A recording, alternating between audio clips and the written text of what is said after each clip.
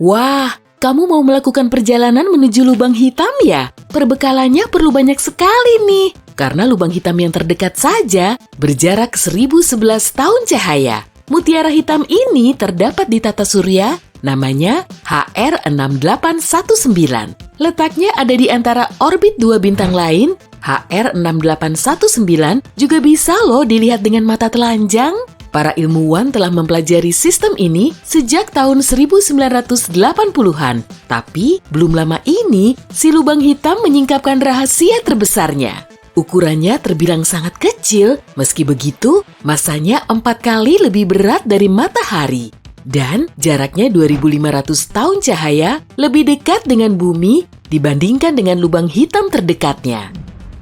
Tapi santuy, bagi manusia, jarak 1000 tahun cahaya tidak terjangkau kok. Semisal, kita membuat model bumi dan matahari yang cuma berjarak 0,12 cm, maka kamu harus pergi sejauh 6,4 km untuk mencapai lubang hitam ini.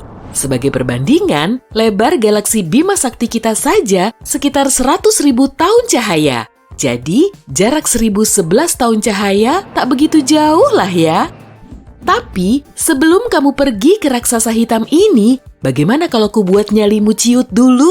Lubang hitam adalah area pada ruang waktu. Objek apapun tidak bisa lepas dari orbitnya. Partikel, radiasi elektromagnetik, dan foton cahaya pun tidak bisa lolos darinya. Jadi tahu sendiri kan, kalau kamu memasuki objek berbahaya seperti lubang hitam ini, kamu tak akan bisa kembali. Proses terbentuknya lubang hitam ini juga sangat memukau. Saat kehabisan bahan bakar, bintang akan hancur oleh beratnya sendiri, lalu menjadi lubang hitam seperti lubang hitam supermasif di galaksi Messier 87. Masanya 7 miliar kali lebih berat dari matahari dan tertangkap Event Horizon Telescope pada bulan April 2019. Oke, kamu sudah beli tiket pesawat luar angkasa yang lebih ngebut dari kecepatan cahaya. Karena uangmu tidak bisa dikembalikan dan kamu juga tak mau buang-buang uang, sekarang saatnya bersiap-siap. Oh, tinggalkan saja barang bawaanmu di rumah ya. 3, 2, 1, sampai jumpa. Kamu meninggalkan orbit bumi, berpamitan pada bulan, dan tak lupa menghibur Pluto yang bersedih dengan bilang ukurannya cukup besar kok untuk mendapat julukan sebagai planet. Kemudian, kamu melewati jalur ruang angkasa yang gelap dan disinilah perhentianmu, lubang hitam. Pakaian luar angkasamu sudah kamu kenakan? Sebentar lagi kamu menuju ke sana. Objek pertama yang kamu lihat adalah horizon peristiwa. Medan gravitasi lubang hitam membelokkan cahaya di sekitar tepinya, jadi horizon peristiwa ini terlihat seperti croissant. Kalau sudah sampai di horizon peristiwa, kamu tidak akan bisa kembali. Kemungkinan terlihat juga kekacauan di cincin ini. Cahayanya bergerak ke berbagai arah karena kamu mendapat efek cermin. Tapi, kita masih belum tahu isi lubang hitam ini. Kirim drone saja. Medan gravitasi lubang hitam seketika menyedot drone-mu. Begitu memasuki horizon peristiwa, bentuk drone mulai berubah, memanjang seperti jalinan spaghetti. Semakin mendekati pusatnya, semakin panjang ukurannya. Geraknya juga terlihat melambat dan perlahan mendekati pusat lubang hitam. Inilah efek lain dari monster luar angkasa ini. Massa lubang hitam yang sangat besar tidak cuma membelokkan ruang, tapi juga waktu. Kalau kamu menggantung 1 jam di samping lubang hitam dan satunya lagi di dinding kamar tidurmu, kamu akan tahu kalau jarum detik di jam pertama hampir tidak bergerak, padahal 1 hari penuh telah berlalu di bumi. Dan semakin masif lubang hitamnya, akan semakin kuat efek perlambatan waktunya. Secara teori, kalau kamu punya pesawat luar angkasa yang bisa menahan gravitasi lubang hitam, kamu bisa terbang ke sana dan menunggu beberapa detik. Selama kamu menunggu, temanmu di bumi sudah melewati masa seumur hidupnya. Lampu di atas drone-mu menyala merah. Perubahan warna ini juga terjadi karena alasan yang sama. Jam yang ada jauh di dalam area gravitasi lubang hitam berdetak lebih lambat kalau diamati dari luar. Hal ini juga mempengaruhi panjang gelombang foton. Cahayanya terlihat merah karena gelombang warna merah paling panjang dalam spektrum cahaya tampak. Semua perubahan yang terjadi pada drone hanya berlangsung dalam hitungan detik. Tapi bagimu seolah lambat karena dilatasi waktu. Oke, saatnya masuk ke lubang hitam. Inilah persiapan terakhirmu. pakaian luar angkasa yang akan melindungimu dari radiasi Hawking. Radiasi ini terbentuk di lubang hitam karena efek kuantum di dekat horizon peristiwa. Radiasi Hawking mengurangi berat lubang hitam. Jadi, kalau lubang hitam tidak lagi menyedot massa dari benda-benda di sekitarnya, objek ini akan mengecil lalu hilang begitu saja. Oh ya, lubang hitam juga fana loh. Namun, radiasi Hawking bisa membakarmu hingga jadi abu. Kamu pun akan kehilangan kesempatan untuk melihat lubang hitam dari dalam. Oke, yuk kita selesaikan saja perjalanan sejauh 1011 tahun cahaya itu. Satu lompatan besar dan kamu tertarik ke dalam medan gravitasi lubang hitam. Saat inilah kamu tidak akan bisa kembali. Tapi dengan jarak segitu, kamu bisa kok membuat orbitmu stabil sehingga kamu bisa mengorbit lubang hitam seperti bulan mengelilingi bumi. Lebih tinggi sedikit saja, kamu akan terlempar ke angkasa yang tak berujung. Dan lebih rendah sedikit saja, kamu akan terseret masuk ke lubang hitam. Jadi secara teori, inilah jarak ideal planet. Dengan jarak ini pula, planet bisa dihuni kalau memenuhi semua syarat yang diperlukan. Beberapa menit telah berlalu, kamu pun mendekati horizon peristiwa. Coba lihat ke bawah, tubuhmu sangat panjang dan menyerupai spaghetti. Lihat sekelilingmu, cahaya gemintang menyala biru. Ini disebut pergeseran biru gravitasi. Saat kamu terlempar ke lubang hitam, medan gravitasinya menarik foton cahaya ke bawah sehingga memberinya energi. Panjang gelombangnya semakin pendek, lalu foton merah berubah menjadi biru dan semuanya mulai tampak berwarna biru. Nah, kamu sudah ada di bagian luar horizon peristiwa dan kamu cuma bisa melihat seberkas cahaya biru berbentuk bulat di atasmu. Sayangnya, dalam beberapa saat kamu tak akan bisa melihatnya.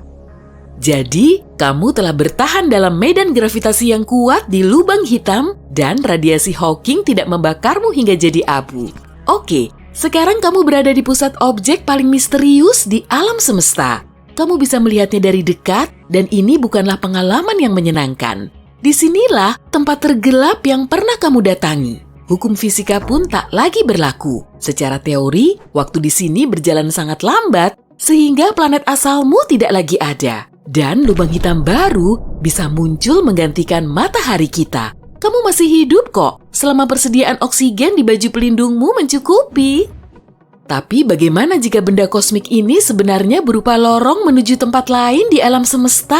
Begitulah menurut teori populer, tapi para ilmuwan masih belum bisa memastikannya. Kalaupun benar, setelah beberapa saat, kamu akan melihat cahaya biru lagi. Dan kamu akan terjatuh lagi seperti sebelumnya, hanya saja secara terbalik. Setelah meninggalkan singularitas atau pusat lubang hitam, kamu akan berada di horizon peristiwa. Cahaya dari bintang yang menyala biru berangsur-angsur jadi merah. Kamu bisa merasakan getaran dan kehangatan dari radiasi Hawking. Tapi kemudian, kamu terlempar ke angkasa luar, mungkin menuju suatu galaksi yang jauh. Tidak ada yang tahu apa yang akan terjadi selanjutnya. Apa kamu akan berinteraksi dengan bentuk kehidupan yang belum diketahui sebelumnya? Atau manusia tidak bisa bertahan dalam kondisi yang ada di sana? Mungkin kamu tidak sedang berada di luar angkasa lain, tapi di alam semesta paralel. Ada juga loh teori seperti ini. Menurut teori ini, lubang hitam merupakan portal menuju dimensi lain. Sederhananya, ada banyak sekali salinan alam semesta kita. Setiap kali kamu dihadapkan pada pilihan, kembaranmu dari alam semesta lain memilih hal lain. Tapi kalau itu sih, kita biarkan saja sutradara film-film super keren yang memikirkannya. Saat ini, perjalanan menuju lubang hitam sangat mustahil dilakukan oleh umat manusia. Kita bahkan tidak bisa mencapai lubang hitam yang terdekat. Tapi suatu hari nanti, kita akan tahu sifat objek luar angkasa ini secara mendalam dan mungkin pengetahuan ini akan membuat kita lebih maju dan menjadikan kita sebagai peradaban multigalaksi. Ah, masa? Objek yang beratnya miliaran kali massa matahari pasti mudah ditemukan, bukan? Salah. Sayangnya tidak semudah itu. Begitu juga halnya dengan lubang hitam yang hilang. Tapi, mari kita pergi ke gugus galaksi Abell 2261 yang punya lubang hitam supermasif di pusatnya. Atau setidaknya, disitulah seharusnya ia berada. Masalahnya, fenomena ruang angkasa raksasa ini tidak bisa ditemukan. Lubang hitam supermasif adalah monster raksasa yang berputar-putar pelan di pusat galaksi induknya. lubang hitam mengumpulkan awan gas dan debu di sekelilingnya yang membuat lubang hitam membengkak hingga mencapai ukuran yang tidak bisa dibayangkan oleh manusia. Jika lubang hitam supermasif, kayak yang berada di pusat galaksi Bima Sakti, bergerak sedikit saja mendekati tata surya, maka kita akan mengalami kehancuran. Jarak antara objek besar ini dengan bumi bisa mencapai puluhan tahun cahaya dan tetap saja akan mendatangkan malapetaka bagi planet kita. Bumi bersama benda-benda lain yang membentuk tata surya akan ditarik ke dalam orbit lubang hitam dan ditakdirkan untuk berputar mengelilinginya selama-lamanya. Hei, siapa tahu ya kan? Jadi ada baiknya lubang hitam seperti itu menjauh dari kita untuk saat ini. Jadi, mari kita lihat apa yang terjadi dengan lubang hitam supermasif yang melarikan diri dari gugus galaksi raksasa berjarak 2,7 miliar tahun cahaya dari bumi. Para ilmuwan telah mencarinya dengan bantuan Observatorium Sinar X Chandra milik NASA dan teleskop luar angkasa Hubble, tapi sejauh ini belum ada hasilnya. Masalah utama dalam menemukan lubang hitam adalah warnanya yang hitam, dan ruang angkasa juga berwarna hitam. Ya, benar. Jadi tidak ada kontras apapun yang bisa membantu para astronom menemukan lubang hitam. Tapi para ilmuwan belum menyerah. Lagi pula mereka punya banyak teknologi lain untuk menemukan lubang hitam, baik yang kecil maupun yang besar, di angkasa yang sangat luas. Sebagian dari metode ini melibatkan pengamatan bintang-bintang yang mengorbit lubang hitam. Kadang-kadang yang diamati adalah sinyal gelombang gravitasi yang samar yang dihasilkan ketika dua lubang hitam bertabrakan. Tapi, teknik yang paling bisa diandalkan adalah dengan mengamati debu dan gas yang akan kolaps bersamanya.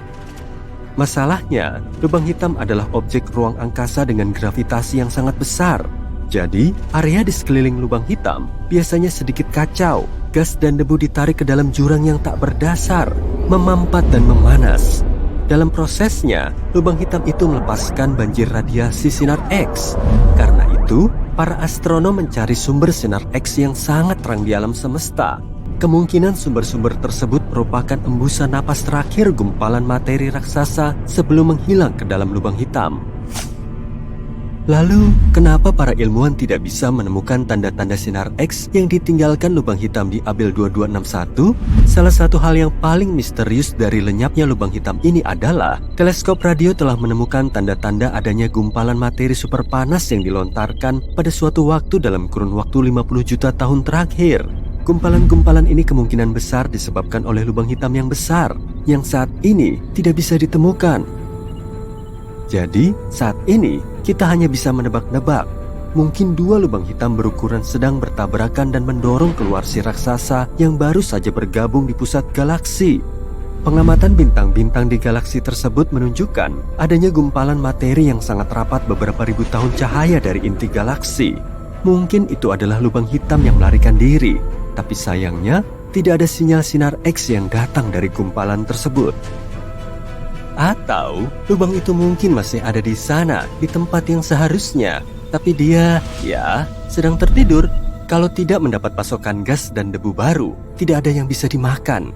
Akibatnya, dia tidak bisa melepaskan banjir sinar X. Tapi sekali lagi, jawaban jangan ganggu, lubang hitam sedang tidur, tidak terlalu memuaskan. Kenapa lubang hitam tidak mendapatkan makanan dari luar angkasa? Apa yang terjadi 50 juta tahun lalu? Gumpalan materi apa yang melesat menjauhi pusat galaksi? Begitu banyak pertanyaan dan belum ada jawabannya. Setidaknya kita tahu seperti apa lubang hitam itu. Ya, agaknya sih. Sebenarnya, ini adalah bayangan cakrawala peristiwa lubang hitam yang terlihat pada materi super panas yang jatuh ke dalam lubang. Foto lubang hitam yang pertama kali dipotret pada tahun 2019. Tapi, data untuk pembentukannya dikumpulkan pada tahun 2017. Tim internasional yang terdiri dari lebih dari 200 astronom membutuhkan waktu 2 tahun untuk mengumpulkan foto tersebut. Kita bisa mengagumi fenomena luar angkasa yang menakjubkan ini berkat jaringan teleskop global yang luas, yang disebut Event Horizon Telescope Collaboration atau disingkat EHT. Kenapa dinamakan demikian? Karena cakrawala peristiwa adalah titik tanpa kembali di pinggiran lubang hitam. Ketika sesuatu, misalnya materi, radiasi, atau cahaya, mencapai batas ini, maka tidak ada cara untuk melepaskan diri dari cengkeraman lubang hitam. Nah, untuk memotret foto pertama lubang hitam, para ilmuwan menciptakan teleskop virtual yang ternyata sebesar planet kita dengan menggabungkan kekuatan 8 teleskop radio yang kuat. Tapi, ini bukan hal yang mudah.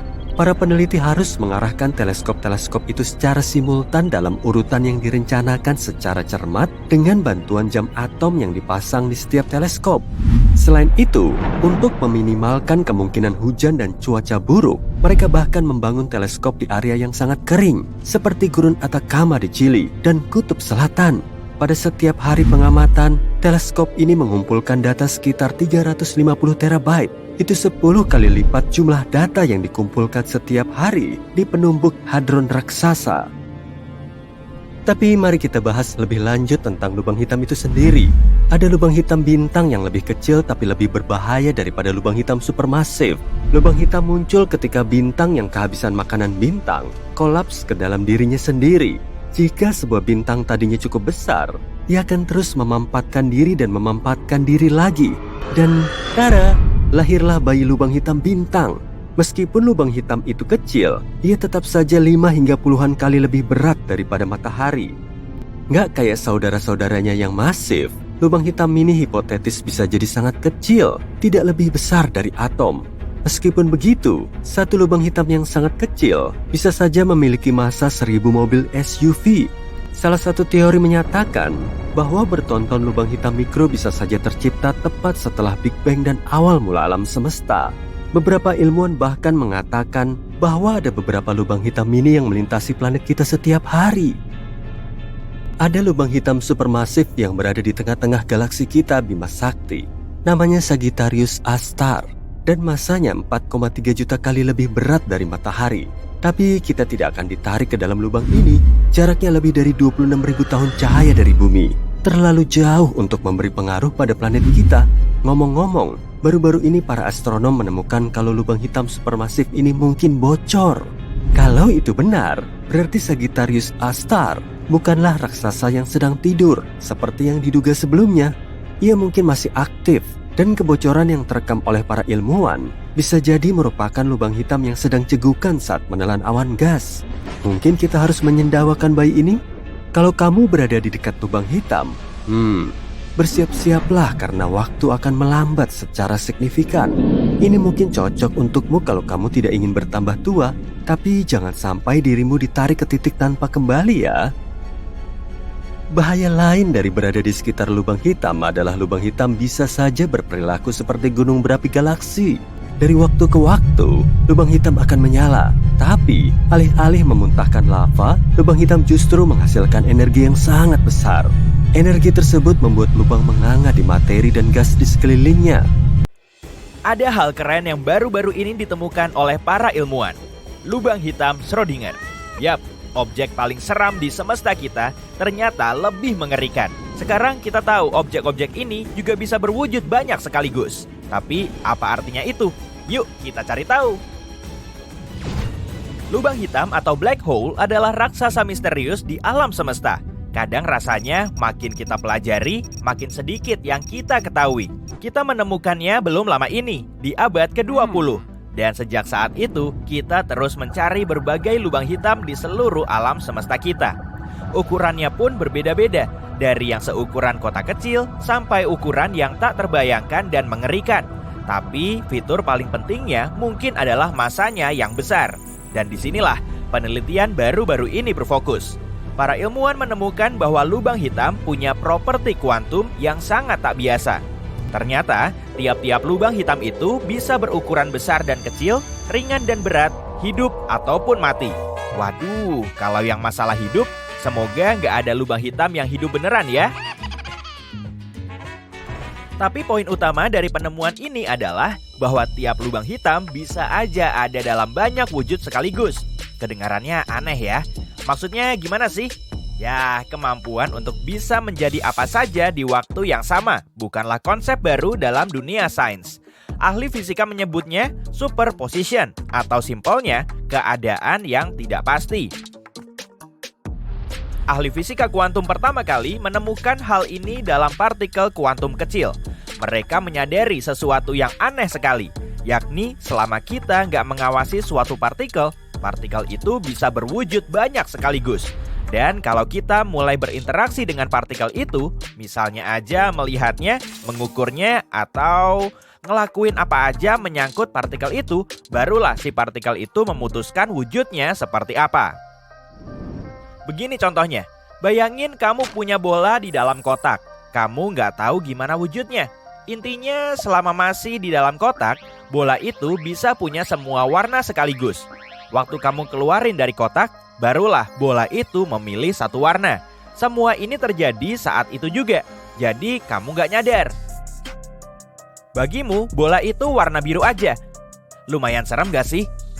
Hal ini memunculkan banyak pertanyaan. Contohnya, gimana partikel-partikel itu bisa tahu kalau kita lagi melihatnya? Gimana partikel-partikel itu bisa memutuskan untuk jadi wujud seperti apa? Dan seperti apa dunia kita sebenarnya kalau kita cuma melihat apa yang diperlihatkan kepada kita? Tentu penemuan ini bikin gonjang-ganjing komunitas sains. Gak heran sih, memang kedengarannya nggak biasa. Inilah yang juga dipikirkan seorang fisikawan, Erwin Schrödinger, di awal abad ke-20. Gagasan mengenai teori kuantum terasa seperti khayalan baginya. Makanya dia memutuskan untuk menantangnya. Dia mengadakan sebuah eksperimen yang kita semua tahu. Kamu pun mungkin pernah dengar. Bahkan kalau kamu tipe yang gak tertarik sama sains. Yap, eksperimen kucing Schrödinger yang terkenal itu. Jadi, apa tujuan eksperimen ini? Pertama-tama, kita punya kotak dan seekor kucing. Di dalam kotak ada sebuah wadah berisi gas beracun dan sebuah mekanisme khusus. Setiap jam ada 50% kemungkinan mekanisme ini akan membuka wadah gas tadi atau mungkin juga enggak. Kalau wadah terbuka, gas beracun akan keluar dan si kucing yang malang akan mati. Tapi kalau wadah tetap tertutup, si kucing akan tetap sehat dan happy. Tenang, ini cuma eksperimen hipotetis kok. Gak ada kucing yang dikorbanin. Tapi bayangin aja, kita udah masukin kucing ke dalam kotak dan kita tunggu sampai 1 jam. Nah, sekarang waktunya ngecek hasilnya. Disinilah kita mulai masuk ke bagian paling menariknya.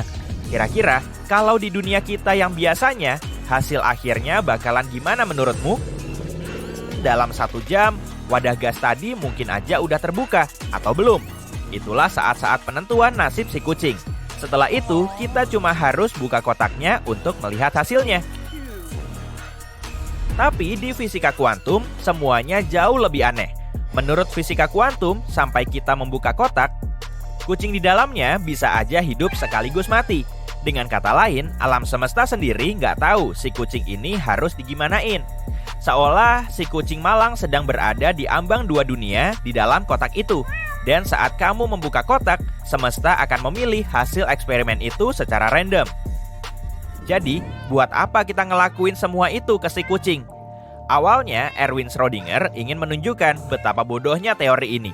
Tapi, dia malah nggak sengaja membuktikan bahwa fisika kuantum itu benar. Situasinya lumayan lucu sih. Kayak, hahaha, ahli-ahli fisika kuantum ini nggak paham apa yang mereka omongin. Menurut logika mereka, kucing di kotak ini bisa hidup sekaligus mati. Tunggu. Ya, benar juga sih.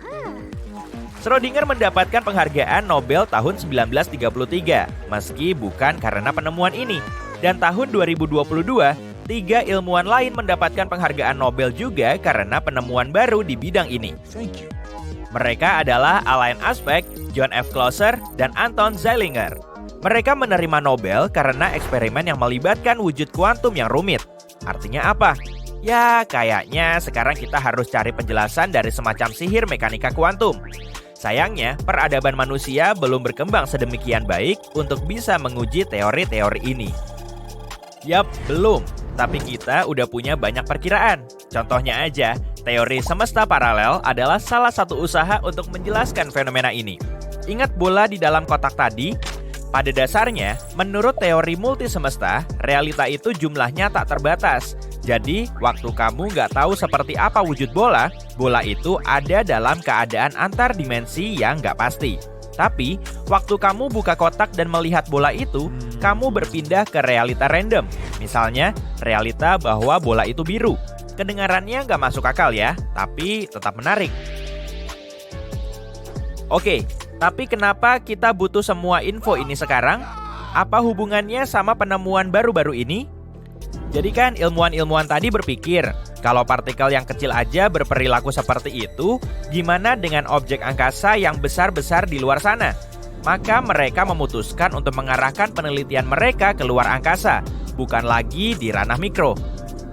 Fisikawan teoretis berkebangsaan Amerika dan Israel, Jacob Bekenstein, adalah orang pertama yang menyatakan bahwa lubang hitam mungkin punya sifat aneh yang sama.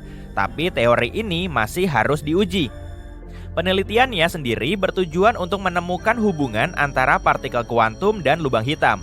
Para peneliti membuat struktur komputer tempat mereka memposisikan partikel kuantum simulasi tepat di pinggir lubang hitam raksasa simulasi.